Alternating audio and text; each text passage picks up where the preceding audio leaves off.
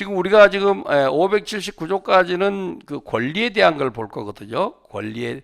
그러니까 여러분이 여러분이 그냥 그 뭐죠? 이 매도인의 담보 책임이 나오면 다 여러분이 일단 아우 이거 복잡해서 나 공부하기 싫어. 여러분이 공부하기 싫어 이러거든요.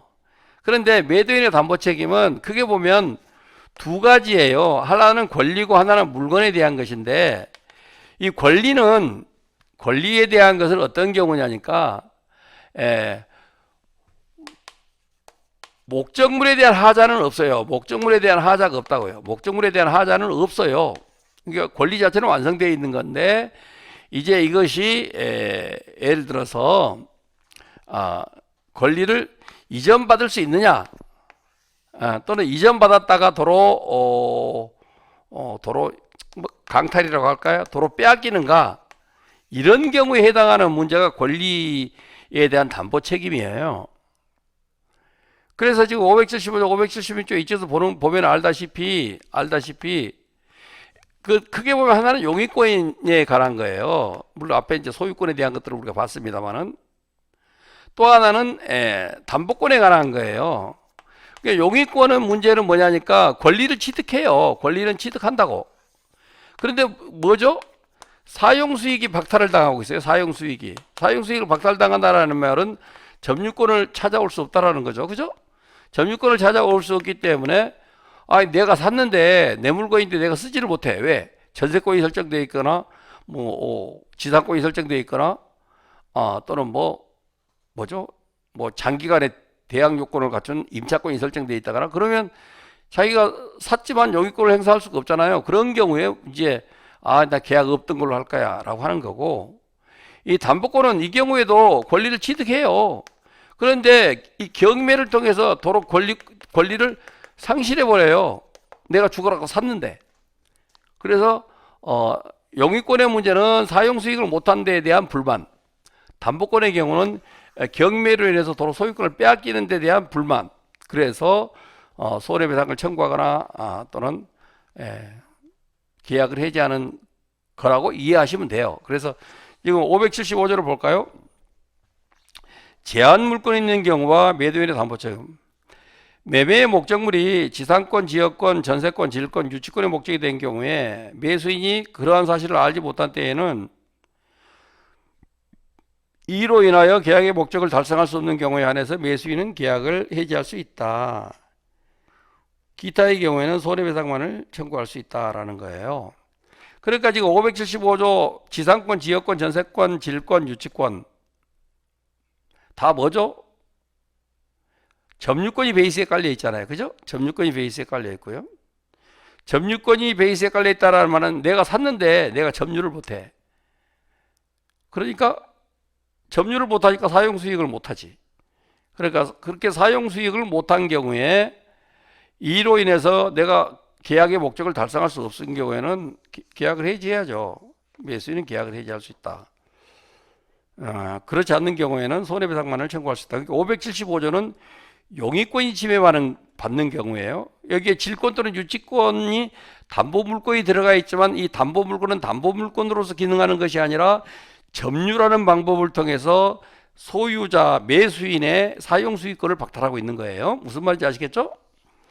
2항 전항의 규정은 매매의 목적이 된 부동산을 위해서 존재할 지역권이 이제 없어요. 지역권이 없으니까 맹지를 들어다닐 수가 없어요. 그 부동산에 등기된 임대차 계약이. 그러니까 지역권이 없어도 사용수익을 못하고 임대차가 되어 있어도 사용수익을 못하잖아요. 그러니까 575조는 용익권 때문에 불이익을 보는 경우예요. 무슨 말인지 알겠죠?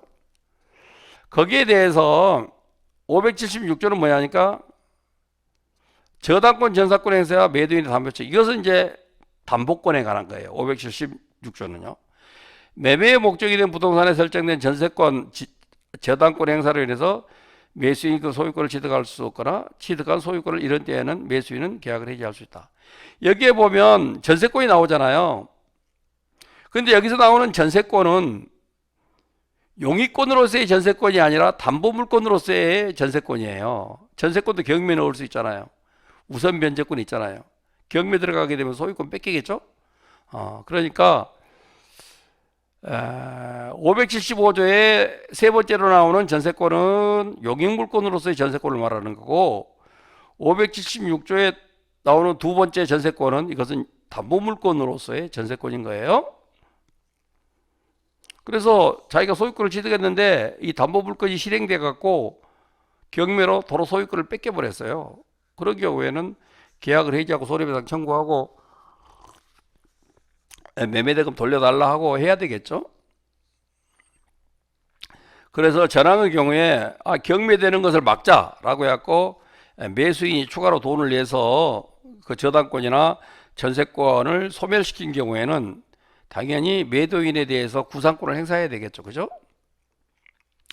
그 다음에 577조 이제 저당권의 목적이 된 지상권 전세권의 매매와 매도인의 담보 책임. 이 경우는 이제 소유권을 사고 판 게 아니라 지상권이나 전세권을 사고 팔았잖아요. 그런데 지상권 전세권에는 질권이 아니라 저당권이 설정된다라고 했잖아요. 그런데 그 저당권을 안 갚는다고 경매가 들어가 버렸네.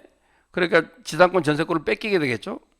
그렇게 되면 소유권을 뺏긴 거하고 똑같잖아요. 그렇기 때문에 역시 마찬가지다. 그리고 578조는 여러분이 꼭 알아두세요. 578조 알아두면 여러분의 실력이 확 늘어요. 578조를 보면 경매와 매도인의 담보 책임이죠. 경매의 경우에는 경락인은 채무자에게 계약이 해제나 또는 대금 감액에 청구를 할 수 있어요. 그래서 경락을 해서 샀는데 그렇게 문제가 있다라는 거죠. 그러니까 이제 이 경우는 소멸주의의 경우에는 별 문제가 없죠. 그죠? 소멸주의의 경우에는 다 소멸되어 버리기 때문에 특히 저당권 같은 경우에는 별 문제가 없어요. 경락인의 입장에서 봤었을 때는. 그런데 인수되는 용익물권이 있잖아요. 인수되는 용익권이 있어요. 예를 들어서 선수의 전세권이라든지 대항력을 갖추는 임차권이라든지 또는 등기된 임차권이라든지 또는 전세권이라든지 이런 것들이 인수가 되게 되면 경락인이 경락을 받았지만 목적물을 용도대로 사용할 수 없게 제한을 받잖아요. 지상권도 마찬가지고요. 그런 경우에 계약 해제나 또는 대금 감액에 청구를 할 수 있고요. 이 전항의 경우에 채무자에게 자력이 없는 경우에는 경락인은 대금의 배당을 받은 채권자에 대해서 그 대금 전부나 일부의 반환을 청구할 수 있어요. 이 말은 무슨 말이냐니까 경매로 소유권을 취득했는데 방금 말씀드린 그런 이유 때문에 목적을 달성할 수 없게 되면 그 매각 결정 허가 취소 청구 소송을 제기할 수 있어요. 그러니까 그건 일종의 계약 해지하고 같은 거죠. 경락받은 것을 매각 결정을 취소해 달라고 하는 거니까. 그래서 매각 결정이 취소되게 되면 자기가 납부한 경매 대금을 돌려받아야 될 거 아니에요. 그죠? 경락인이니까. 그 자기가 납부한 경매 대금을 돌려받아야 되는데 누구한테 달라고 하냐면 첫째로는 채무자한테 돌려달라고 해야 돼요. 왜냐하면 채무자가 경매 대금으로 자기 채무를 갚았잖아요. 부당히 득을 취한 거죠. 그러니까 채무자를 상대로 돌려달라고 해야 돼요. 그런데 채무자가 자기 소유 부동산이 이렇게 경매가 이렇게 자기가 매도한 부동산이 경매로 들어갈 정도라고 한다면 그 채무자는 재산이 하나도 없겠죠. 그러니까 2차적으로 배당권자들이 돈을 받아갔잖아요. 그러니까 첫째로는 채무자에게 하는 거고, 이 채무자는 법적으로 보면 매도인에 해당이 되는 사람이죠. 왜냐하면 채무자 소유의 부동산이 경매가 들어갔을 것이니까요. 그러니까 채무자는 매도인에 해당하는 사람이기 때문에 이 경락인, 매수인이죠. 매수인이 그 매각 결정을 취소하고, 다시 말해서 경매를 취소하고 자기가 그 매도인에게 채무자죠. 자기가 납부한 경락대금을 돌려다오 이렇게 하고, 그런 경우에 매도인의 경우는 대부분 강제 집행을 당할 정도라고 한다면 무자력인 경우가 많죠. 그렇기 때문에 2차적으로 배당을 받아간 채권자. 왜냐하면 자기 부동산이 경매가 안 됐으면 배당을 못 받아갔을 거 아니에요. 그러니까 경락을 받아간 사람에게, 채권자에게 부당이득 반환 청구를 하게 되는 거고, 그렇게 되는 거죠. 그러니까 578조도 그렇게 기억을 해 두시면 되고요. 그 다음에 579조 채권을 579조는 채권을 매매하는 거예요. 579조.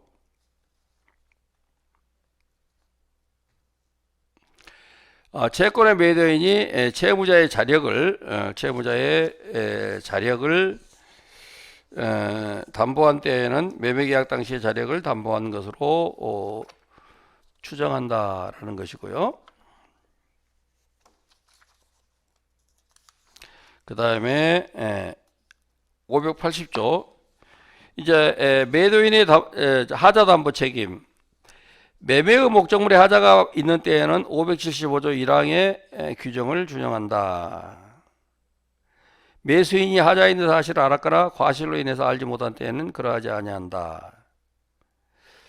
전항의 규정은 경매의 경우에 적용하지 아니한다. 그러니까 580조는요. 그러니까 이제 물건에 대한 것은 뭐냐니까, 물건에 대한 것은 물건 자체에 문제가 있는 것이에요. 물건 자체에 천장이 뻥 뚫려 있다든지 방바닥에 내려앉았다든지 이와 같은 물건 자체에 문제가 있을 때, 아까는 물건 자체에는 하자가 없어요. 물건 자체에는 하자가 없는데 권리의 이전이 있는데 580조에서 584조까지는 권리는 자기가 소유권을 취득하는데 문제가 없어요. 그런데 자기는 의리번쩍한 궁전 같은 집이라고 생각을 하고 소유권을 취득했는데 소유권을 취득했어요. 그래가지고 누가 소유권 갖고 싸우는 사람은 없어. 그래, 그건 너 소유권이다. 그런데 갔더니 그것이 궁궐인, 호화찬란한 궁궐인 것이 아니라 쓰레기장이 되라는 거예요. 그러면 어떻게 쓰레기 같은 집에서, 폐허가 된 집에서 살겠어요? 그러니까 그런 경우에 물건 자체에 하자가 있을 때 580조 이하에서 584조까지 다투는 거예요. 그러니까 뭔 말인지 알겠죠? 579조까지는 물건은 완벽한 물건인데 내가 권리를 취득했다가 도로 빼앗기는 거야. 소유권을 빼앗기고 지상권을 빼앗기고 전세권을 빼앗기고. 그랬었을 때 권리를 빼앗기니까 자기가 지급한 매매대금이 공중으로 사라져버렸잖아. 그러니까 그 매매대금을 돌려받는 방법을 어떻게 할 거냐라는 거에 관한 것이 579조까지고, 580조에서 584조까지는 자기가 그것을 취득했어. 그래서 그 누구도 권리를, 그건 너의 권리다라고 아무도 다투질 않아. 그런데 막상 자기 권리라고 해서 들어가서 봤더니 궁궐인지 알고 들어갔더니 완전히 막 천장도 뚫려 있고 막 지하도 펑크가 나 있고 막 빗물은 새고 이런 경우죠. 그런 경우. 그런데 580조 2항은 뭐라고 규정하고 있냐니까, 경매의 경우에는 목적물의 하자에 대해서 다투지 못한다라고 규정하고 있단 말이에요. 그건 왜 그러냐니까, 경매의 경우에는 법원에서 모든 사람들한테 그 경매 기록물을 열람시켜줘요. 그러니까 자기가 보고, 이런 물건에 하자가 있구나. 그런데도 불구하고 내가 이거 경매에 참가를 할까 말까를 결정하도록 이렇게 하고 있단 말이에요. 그러니까 이미 그 물건에 어떤 하자가 있다는 것은 시가 감정을 통해서 이미 다 공개가 돼 있어. 그러니까 그것을 알면서도 경매에 응한 것은 너의 책임이야. 그런데 뒤늦게 와서 물건에 하자가 있다라고 하면서 문제를 삼는 것은 좀 심하잖아? 이렇게 하는 거예요. 무슨 말인지 알겠죠? 580조가, 그러니까 579조하고 580조로 확연히 달라져 버리는 거예요. 그 다음에 581조, 종류 매매와 매도인의 담보 책임입니다. 매매의 목적물을 종류로 지정한 경우에도 그 후 특정된 목적물의 하자가 있는 때에는 전조의 규정을 준용한다. 이제 그 다음에 2항은 뭐냐니까, 손해배상을 청구하는 대신 완전한 물건을 완전물 급부 청구권이 있어요. 그래서 하자 없는 물건으로 줘. 왜? 종류물이니까 그런 종류의 물건은 많이 있을 거 아니에요. 그러니까 하자 없는 물건으로 주라. 책상다리 부러진 거 주지 말고 책상다리 안 부러진 책상을 줘. 이렇게 할 수 있다라는 것이죠. 그런데 이제 뭐냐니까, 물건의 하자의 경우에는 6개월이에요. 물건의 하자의 경우는. 그러니까 권리 하자인 경우에는 1년이었잖아요. 이것을 그다음에 584조 담보책임 면제 특약.